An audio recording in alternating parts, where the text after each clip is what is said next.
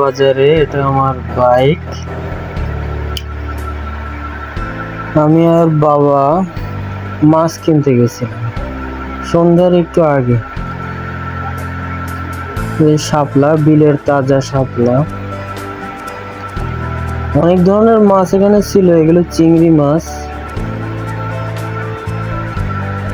এগুলো কাতলা মাছ, এই যে বরফ দেওয়া ইলিশ মাছ, এই যে ছোট থালিতে ছোট ছোট পুঁটি মাছ ছিল।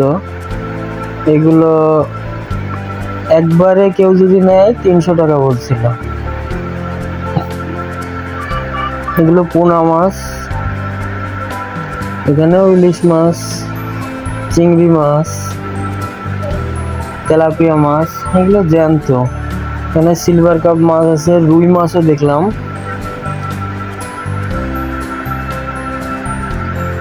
মাছের দাম খুব বেশিও না কমও না, মোটামুটি হাতের নাগালে। এরা মাছ কোটাকুটি করতেছে, কেজিতে 20 টাকা করে নিচ্ছে মাছ করতে। এই যে দুটো পাঙ্গাস মাছ, এগুলোর কেজি 150 টাকা।